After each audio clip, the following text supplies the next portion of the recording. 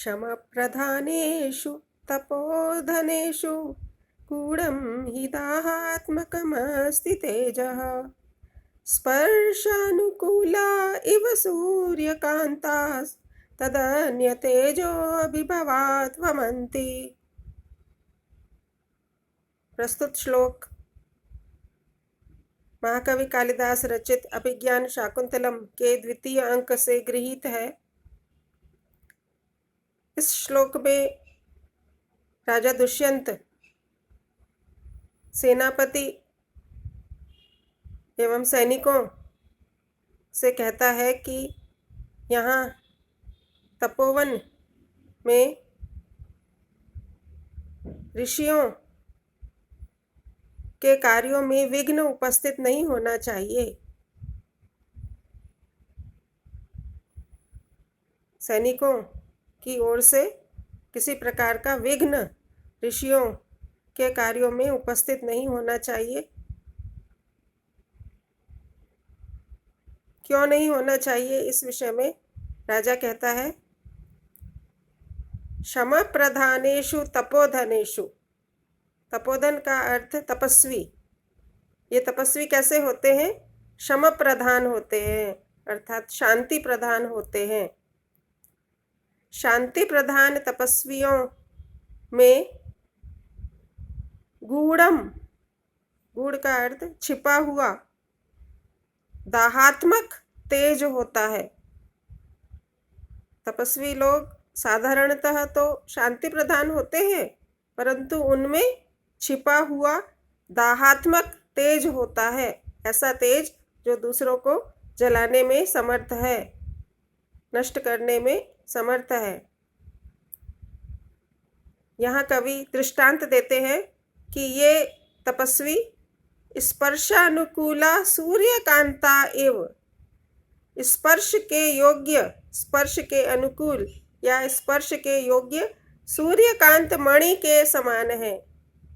सूर्यकांत मणि साधारणतः तो स्पर्श योग्य होती है, शीतल होती है, उसका स्पर्श किया जा सकता है, परंतु सूर्य की किरणों के संपर्क में आने पर यह सूर्यकांत मणि समीपस्थ वस्तु को जलाने में समर्थ है।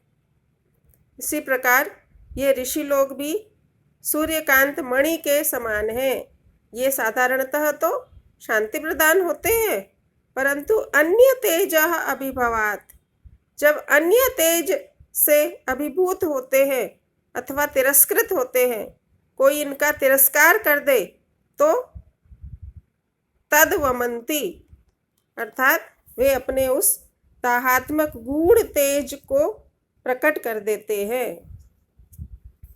यहाँ तद शब्द का अर्थ है तद्वमन्ति, अर्थात उसको, उस दाहात्मक गूढ़ तेज को प्रकट करते हैं। इसलिए राजा कहता है कि तपस्वियों के कार्यों में किसी प्रकार का विघ्न उपस्थित नहीं होना चाहिए।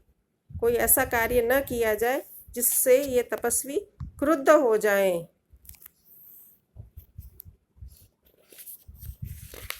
प्रस्तुत श्लोक में उपजाति छंद है। छंद के विषय में विद्यार्थी छंद के प्रकरण में जान सकेंगे। यहाँ कवि ने ऋषियों की उपमा सूर्यकांत मणि से दी है। कवि कालिदास उपमा के सम्राट माने जाते हैं। कवि कालिदास का उपमा अलंकार का जो प्रयोग है वह अत्यंत प्रभावशाली माना गया है, बहुत स्वाभाविक होता है और स्वाभाविक होने के कारण बहुत प्रभावशाली होता है। इसके अनंतर श्लोक संख्या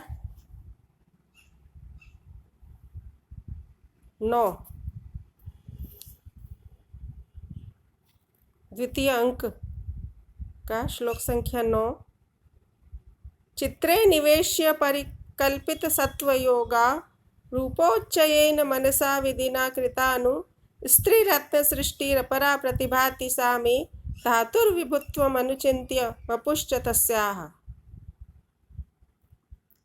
शकुंतला के दर्शन के उपरांत किसी समय राजा विदूषक के प्रति शकुंतला के सौंदर्य के विषय में कहता है। यहाँ अंतिम चरण में कहा गया है,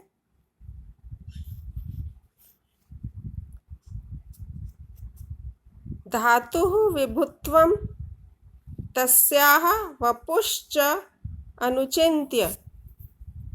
विधाता के विभुत्व, विभुत्व का अर्थ सामर्थ्य, विधाता के सामर्थ्य के विषय में चिंतन करके और तस्याः वपुः, उस शकुंतला के शरीर सौंदर्य के विषय में विचार करके सा, वह शकुंतला में स्त्री रत्न सृष्टि ही, अपरा स्त्री रत्न सृष्टि ही प्रतिभाति। एक अन्य ही विलक्षण स्त्री रत्न की रचना प्रतीत होती है। पुनः देखें, विधाता के सामर्थ्य के विषय में विचार करके और उस शकुंतला के शरीर सौंदर्य के विषय में विचार करके वह शकुंतला मुझे एक विलक्षण स्त्री रत्न की रचना प्रतीत होती है। निश्चय ही विधाता ने, विधिना, विधि का अर्थ विधाता, निश्चय ही विधाता ने अपने मन से रूपोच्चयेन, रूपोच्चय का अर्थ रूप समूह, समस्त संसार के रूप समूह के द्वारा चित्रे निवेश्य, मानो चित्र में निविष्ट करके, चित्र में बनाकर, और उसके बाद परिकल्पित सत्व योगा, सत्व का अर्थ प्राण, चित्र में बनाकर और फिर उसमें प्राणों का संचार करके, प्राण की परिकल्पना करके अथवा संचार करके बनाई गई है।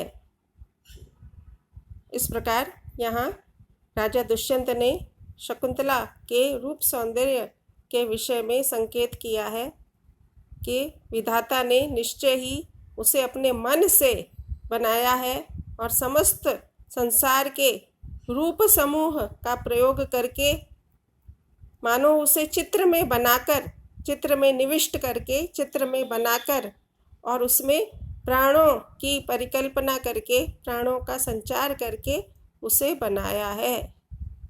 इससे प्रतीत होता है कि राजा शकुंतला के रूप सौंदर्य से अत्यंत प्रभावित है और उससे पूर्ण रूप से अभिभूत हो चुका है।